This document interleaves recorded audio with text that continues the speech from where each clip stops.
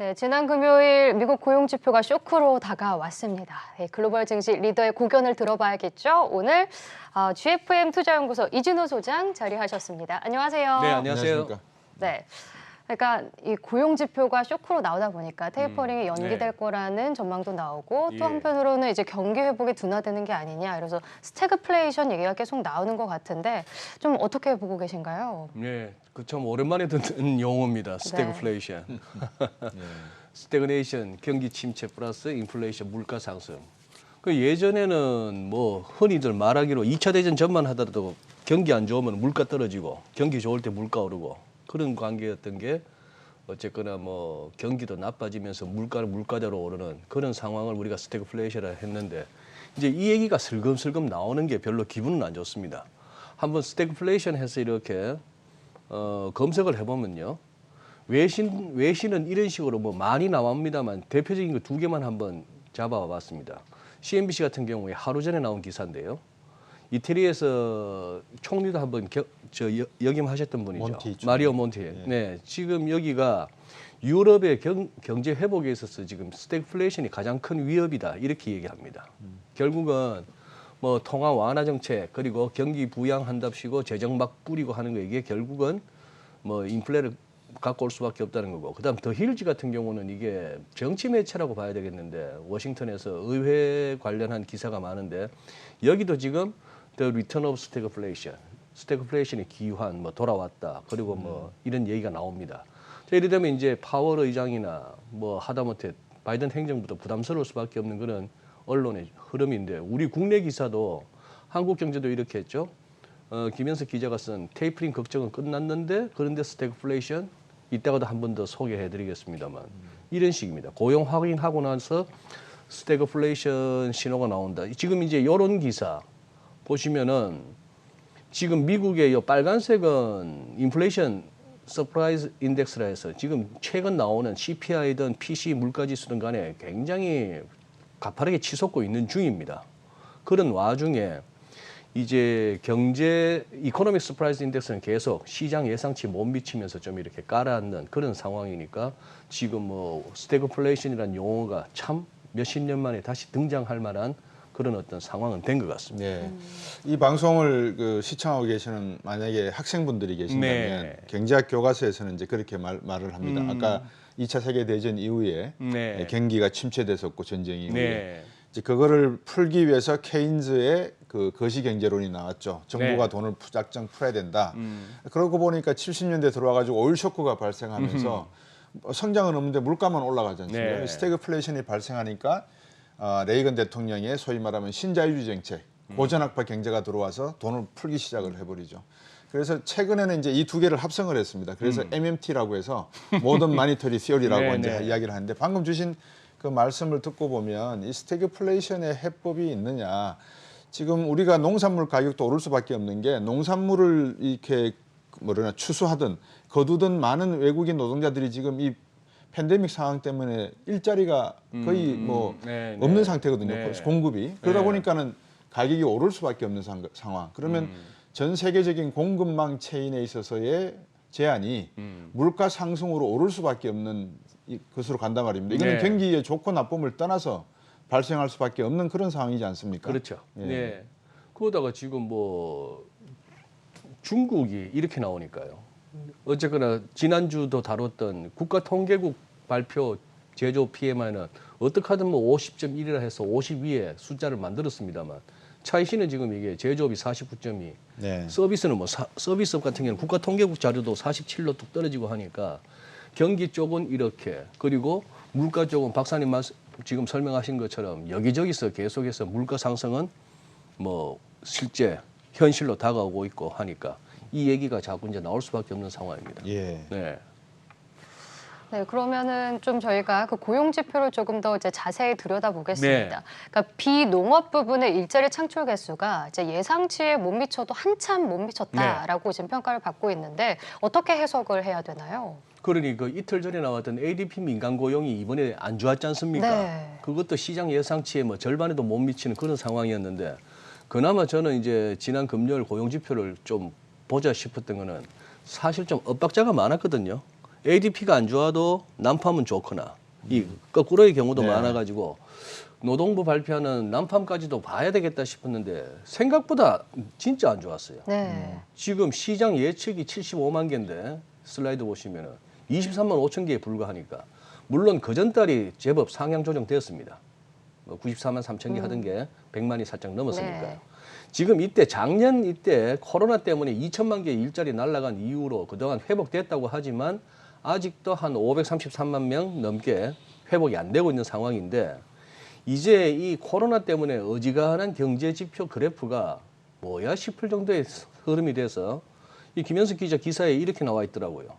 아주 현미경이 돼 있는. 그래 금년 들어서부터 이렇게 오면은 문제는 뚝 떨어졌는데 네. 이 3개월 이동 평균선이 그래도 우상향을 하다가 얘까지 꺾이니까 조금 이제 걱정스러운 겁니다. 그런데 우리 시청자 여러분 진짜 이 환경 와우 TV도 보시지만 이 한국경제신문의 이 김현석 기자 월스트나우는 진짜 저는 권해드립니다. 이거 보시면은 참 이렇게 인사이트 있는 기사예요. 네. 저는 이렇게 개인적으로 참 존중하는 기사인데 예. 이거 보시면 그래도 지금 미국 돌아가는 상황이나 이런 거는 굉장히 좋은데요. 네. 여기다가 지금 임금 상승세도 만만치 않다는 얘기죠. 예. 전월비가 지금 0.6%입니다. 시장 예상치 2배거든요. 요 노란 막대. 네. 전년비는 지금 4.3%입니다.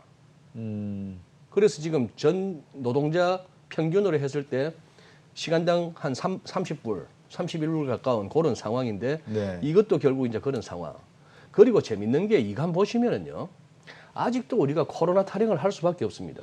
특히 요거 보시면은 이 레전 호스피탈리티니까 레점이 접객 쪽이죠. 뭐 카페, 네. 레스토랑 이런 쪽. 예. 이게 지금 7월 달에 41만 5천 개의 일자리가 늘었던 게 예. 8월 달에 그 슬라이드 한번 보여주십시오. 슬라이드 한번 보여주십시오. 저 일하는 장면이야만 늘 보는 거고. 8월 달에는 0으로 나옵니다. 예. 8월 달에는 0인 거예요. 예. 이 레저 앤 호스피털 이쪽에서는 거의 일자리 창출이 없었다는 얘기입니다. 그러니 뭐 8월에 또 델타 변이 그랬지 않습니까? 네. 네. 그러니 이제 구글링 하면 이런 그래프가 나오잖아요. 이런 그게 나오는 와중에 또 지금 이 미국에 또 기사가 되고 있는 이 FDA 우리로 치면 식약청인가요? 네. 백신 전문가들이 있는 그쪽에 고위 인사 2명이 한 명은 뭐 은퇴 형식이고 또 한 명은 자기가 자진해서 사임을 하는데 이유는 그거랍니다. 이놈이 부스트샷 말입니다. 네. 이게 과학적으로나 어떤 데이터 측면에서 이걸 자꾸 맞으라 하는데 예. 이 백신 전문가들이 거기에 동의가 안 되는 거예요. 그러면서 결국 리자인 쪽으로 네. 내가 그만 때려치우겠다 이런 쪽으로 가고 있는 거죠.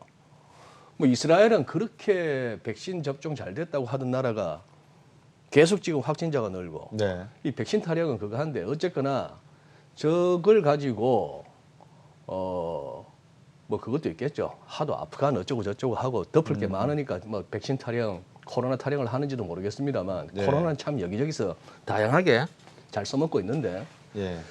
그러니 그럼에도 불구하고 어쨌거나 저것이 실제 고용 지표에 보니까 실제 코로나가 현실적으로 뭔가 변수는 되더란 얘기죠. 아, 그럼요. 예. 지금 그 9월 달에 학교를 개학을 했지 않습니까? 8월 말에. 네. 개학을 했는데 31개 주에 예. 약 1,000개가 넘는 학교가 다시 폐교 조치를 했답니다. 다시 폐교 조치. 예, 그만큼 이 팬데믹 현상이 뭐 돌연변이 이야기도 나오지만 네. 상당히 좀 심각한 거는 사실인 것 같고요. 말씀 주신 대로 이 9월 20일부터 미국은 부스터 샷을 시작을 하겠다라는 뉴스거든요. 네. 그러면 과연 이 부스터 샷이 어느 정도 효과가 있을 것인가? 이 부분도 영국이나 이스라엘 같은 주요국들, 뭐 백신 접종률이 스페인은 70%가 넘는다고 하는데 이런 국가들이 구체적으로 보이는 걸 가지고 와야지만 위드 코로나로 가든지 위드아웃 코로나로 갈 건데 아무런 증명된 게 없으니까 네. 의학적으로나 그렇죠. 또 경제활동적으로 상당히 변수가 될 것 같아요. 네, 그런 것 같습니다. 거기다가 이제 9월 달에는 그걸 해서 또 이제 추가 실업수당도 이제 다 끝났죠. 공식적으로 지난주에 종료되고 끝났죠. 예. 하니까. 그러니 실업수당 기대어서 조금 이렇게 일자리 열심히 안 구하던 사람들도 이제 나가야 될 것 같고 이런 상황이 돼서 9월, 10월에 또 이제 고용 지표가 어떤 식으로 나오는지 따라서. 근데 문제는 이 시장이 통상적으로 그동안에는 고용 지표나 기업 실적 안 좋으면은 주식시장이 오히려 더 안도하는 분위기, 묘한 것이 이 코로나 시국에. 음. 그래서 완화적인 통화정책이든 뭐 재정부양책이든 이게 더 길게 간다, 오래 간다, 세게 간다. 네. 이런 논리로 지표 나쁘고 실적 나쁠 때 더 주식이 오르고 했는데 네. 요번은 아니더란 얘기죠. 네. 조금 껄쩍지근했나 봐요. 네. 그 말씀을 잘해 주셨어요. 왜냐 그러면 달러 값이 네. 15불 이상인가 올랐거든요. 지난주 말에. 예. 그러니까 지금 이제 시장에서는 이 팬데믹 상황으로 네. 주식 시장이 뭐 고용이 어떻다 이걸 가지고 오르고 내리고 뭐 앞으로 오를 거다 이랬는데 주식 시장이 만약에 대체할 수 있는 자산만 찾는다 그러면 제가 볼 땐 주식 시장 거품 그대로 꺼져버릴 수도 있을 것 같거든요. 아, 그래서 주식, 예. 예. 암호화폐라든지 채권 시장이라든지 금 시장이라든지 네. 다양한 대체 가능한 자산 시장이 과연 부상할 수 있겠는가 이게 중요한 관심거리가 될 것 같아요. 벌써 이미 비트코인 같은 경우는 이미 저 기술적으로 짚어지는 조정의 한도는 이미 넘어서고 네. 오히려 뭐 전고점 트라이 할 수 있는 그런 분위기로 가고 그렇군요. 예. 금도 이제 뭐 온스당 1,800불을 갖다가 안착하면서 또 꿈틀꿈틀거리고 하는데 이게 재밌습니다. 이게 지금 다우지수가 예. 일간 차트로 보시면 옆으로 거의 기다시피 하고 있거든요. 네. 위클리로 이렇게 보시더라도 뭔가 이렇게 조금 상승 에너지가 확 올라가질 않네요. 예, 그런 상황. 다만 이제 나스닥은 네. 다우보다는 조금은 더 좋은 모습입니다. 그래도 또 최고가였잖아요. 예, 사상 최고치였죠. 특히 이 부분에 조금 이렇게 힘이 딸린다 싶었는데 잭슨 홀에서 한번 도움받고 네. 지금도 가고 하는데 근데 요거는 조금은 더 보셔야 될 것 같습니다. 오늘 이제 미국 장이 노는데 말이죠. 네. 제가 보고 싶은 건 이거예요. 실질금리. 음. 실질금리가 지금 이제 미국의 10년짜리 물가연동 국채로 실질금리를 대용하는데 이거 보시다시피 2000년 뭐 들었을 때만 하더라도 한 4% 정도의 실질금리는 하던 게 계속 떨어졌어. 지금 이 무렵에 2011년, 2012년 그때 무슨 유로존 재정위기 어쩌고 할 때 그렇죠. 이미 마이너스로 접어들고 예. 한번 플러스 해보겠다가 여기까지 왔는데요. 마이너스 1.013입니다 지금. 마이너스 1%가 넘는 실질금리. 예, 마이너스 금리군요. 예, 그러니까 미국채 10년물에서 미국채 10년물에서 지금 이거 뺀 게 이제 브레이크 이븐 레이트 소위 말하는 뭐 그건데 인플레 기대 심리인데 그렇게 된다면 한 2%가 넘는 거죠. 네. 자, 근데 지금 제가 보고 싶은 건 이겁니다. 파월 의장 그때 잭슨홀 연설을 하면서 테이퍼링을 갖다가 그렇게 자기도 연내 테이퍼링 하자는 진영이 있었지만 그렇게 서두르지 않을 것 같고 금리 인상은 또 다른 문제다라고 하면서 그날은 실질금리가 내렸습니다. 네. 내렸는데 이게 이어지지 않고 다시 이렇게 머리를 돌리고 있기 때문에 네. 나스닥을 갖다가 그동안 이렇게 제일 성장주들을 지지했던 미래 현금 흐름의 할인율인 분모가 계속 낮게 유지된다는 그 명제가 이렇게 흔들린다면은 나스닥도 계속 갈 수 있을까 하는 부분. 그러니 지금 이제 미국 장도 그리고 이제 달러도 그렇습니다. 한번 보시면은 네. 달러 인덱스가 그때 고용지표 발표가 딱 되는 순간에는 출렁거리면서 달러가 지금 92.2 어라운드에서 92 밑으로 떨어졌어요. 예, 92.12로 막아. 예, 뭐 92, 예, 진짜 92 아래로 이제 그 순간적으로 달러가 약세였습니다만 예. 그냥 이렇게 원위치 한다는 얘기죠. 원위치 하는 얘기라서 이게 그래서 아마 그거 같습니다. 지금 채권 시장도 그렇고 외환 시장도 그렇고 주식 시장이 계속 이렇게 팍팍 가려면은 달러 인덱스가 출렁 내려왔으면은 계속 그 상황을 유지하든지 더 내려가는 달러 약세가 더 심화되든지 아니면은 실질 금리로 표현되는 시장 금리가 계속 더 낮아지든지 하면은 증시로서는 힘있게 달릴 만한데 이 부분이 별로 그렇게 현재로서는 도와주지 않는 그런 네. 상황 같습니다. 네. 네. 그렇다면 지금 좀 환율을 조금 더 살펴볼 필요가 네. 있어 보이는데 지난주에 말씀을 하셨던 이 외환시장에서 아직 채워지지 않는 이 4개의 갭 네. 중에 하나인 1,162원은 이제 채워졌습니다. 그렇습니다. 그리고 이제 수출입 지표도 좋고 이제 달러 약세, 이런 원화 강세를 조금 기대해 볼 만해도 될 것 같은데 그런데 좀 지켜봐야 할 것들은 좀 많은 것 같습니다. 환율은 어떻게 전망을 하고 계신가요? 환율은 지금 이제 이번 주에는 딱 뭐 이벤트라 할 만한 게 목요일 날 있게 되는 22 통화정책 회의인데요. 네. 지금 이제 22의 네덜란드 중앙은행 총재 그리고 오스트리아 쪽의 중앙은행 총재 이 사람들이 22 내에서는 나름 매파로 인식되는 사람들입니다. 그런데 여기가 자꾸 뭘 그러나 무슨 얘기를 최근 들어서 하나 하면은 PPP 팬데믹 긴급 자산 매입 그 프로그램을 이제 줄여나가자. 소위 말하는 이제 22발 테이퍼링이죠. 그래서 내년 1분기 정도에는 끝내자. 네. 이런 얘기를 슬슬 합니다. 자, 그게 나름대로 지금 시장에서 어느 정도 의식이 되고 있다는 거는 이 상황에서 보실 수 있어요. 지금 독일 보세요. 독일 10년 국채 수익률이 이건 마이너스입니다, 지금. 다 아시고 계시겠지만 네. 가끔씩 잊어버리는데 독일 10년 국채 수익률이 마이너스 0.364입니다. 이게 지금 11% 뭐 10% 이러던 놈이 여기까지 온 거예요. 1980년대만 하더라도 11% 뭐 이 정도였던 게 마이너스 0.4. 얼마나 이 독일 국채 가격이 비싸면은 그 정해져 있는 그 이자를 받아봐야 마이너스 수익이 나겠냐 말이죠. 하도 22가 비싸게 사주되니까. 예. 마이너스임에도 여기다가 돈을 담아둬야 되는 어떤 큰 돈들은 여기다 담아둬야 되고 또 담으면서도 은근히 기대하는 바는 그래도 더 오를 거니까 국채 가격. 그랬는데 요게 지금 보시면은 살짝 도옵니다. 이제 이 독일 국채 수익률 올라온다는 얘기죠. 네. 거기다가 곧 망할 것 같았던 그리스 말이죠. 2011년 유로존 재정위기 나왔을 때 36%까지 갔던 국채 수익률. 네. 얘가 지금 0.791입니다. 어이구야. 미국이 리스크 프리 에셋이라고 하는 무위험 자산이라는 미국채 10년물이 1.3% 건방인데 네. 그리스가 0.79입니다. 이런 세상을 만들어 놨습니다. 연준이 22가 도대체 학교에서 우리가 뭘 배웠지 싶은 이런 세상을 만들어 놨는데 그러네요. 문제는 돈다는 것이죠. 얘들도. 그러니 아까 말씀드린 22의 자산 매입도 이제 끝물인 거예요. 네. 그걸 일단 시장은 인식하고 있고 예. 그러다 보면은 유로가 조금 강해져야 되는 거 아니야? 펑펑 유로 풀다가 이런 네. 차원에서 유로가 이제 조금 이제 강세를 보이는 그런 상황입니다. 그래서 이번 목요일 날 22통화정책 회의 전후해서 한번 진짜 유로가 제대로 강해지고 달러가 약으로 가는지 한번 확인하고 그렇게 갔을 때의 그 달러 약을 증시는 반길 만한 것인지 아니면 유로가 이제 돈 푸는 걸 줄인다는 차원에서의 유로강 달러 약이라서 증시가 그걸 갖다가 껄쩍지근하게 여길지를 한번 확인하셔야 되는데 우리 환율은 아까 우리 현정 앵커 말씀하신 62원은 채웠어요. 62원은 채웠고 이제 남은 건 이제 50원입니다. 이 1150원에서 생긴 이 갭도 채울 수 있을 건데 이게 좋거든요. 네. 이번에도 8월에도 수출 증가율은 전년 대비 무려 34.9%입니다. 네. 수출 증감률. 전년 동월 대비. 예. 작년 8월 대비 34.9%, 35% 가까이 지금 수출이 늘었다는 거예요. 네. 그런데 네. 수입도 엄청 늘었습니다. 오히려 더 늘었습니다. 44%나 늘어서 결국 무역 수지 자체가 2개월째 이렇게 좀 작아지고 있는 거죠. 이게 그래서 환율이 시원하게 못 빠지고 있습니다.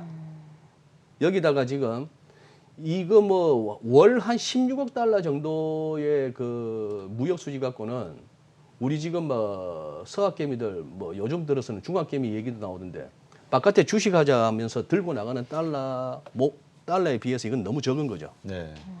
그러려면 이게 환율이 쭉쭉 빠지려면 외국인들이 그걸 뭐 쑥쑥 사줘야 되는데 네. 그렇지도 증시에서는 그렇지 않은 양상. 그래서 환율이 조금은 그거 합니다. 그래서 지금 조금은 답답함을 느끼는 이 증시에서 우리 증시 참여자들이 이렇게 반길 만한 다른 시장의 신호는 환율이 뚝뚝 떨어져 주는 거. 외국인이 그냥 지속적인 어떤 추세적인 순매수를 해주는 거. 네. 뭐 이런 상황이 되겠는데 그게 지금 계속 여의치 않은 상황이라서 우리도 지금 이렇게 지수가 힘있게 가지는 못하는 그런 장으로 보입니다. 시장에서 피해야 될 게 여러 가지가 있는데 긍정의 오류하고 이 부정의 비관론을 네. 잘 선택을 해야 되지 않습니까? 방금 주신 말씀을 요약을 하면 유럽에서 채권을 사서 유럽 경제를 살리겠다고 하다 보니까 그리스 채권 가격이 엄청나게 올라버렸고 그러다 보니까 금리 가격은 바닥이 돼버렸고 네. 독일도 비슷한 형태로 가고 있는 상황. 이런 상황 속에서 만약에 매입을 중단하게 되면 유럽 경제는 어떻게 가겠느냐 질문이 하나 생기고 그렇죠. 미국은 고용률도 별로고 생긴 게 별로 좋아질 기미가 없는데도 계속해서 달러는 그대로 풀고 있고 그러다 보니까 주식시장에서는 다우나 나스닥이 올라가는 궤도가 아주 눈치 보면서 조금씩 올라가는 것. 그거를 우리 시장을 놓고 보면 외국인들이 통 크게 확 들어오지 않고 역시 우리 시장에서도 조심스럽게 가고 그런 것 있다. 같습니다. 놓고 보면 전 세계 시장은 지금 관망 중 이렇게 보면 되겠네요. 관망 중 내지는 지금까지는 앞만 보고 달렸다면은 이제 자꾸 이제 뒤도 흘금흘금 옆도 보고 보는 뒤도 보고. 그런 어떤 시장 분위기 같습니다. 그렇군요. 네. 네, 알겠습니다. 오늘 말씀 여기까지 듣겠습니다. GFM 투자연구소 이준호 소장과 함께했습니다. 고맙습니다. 고맙습니다. 감사합니다.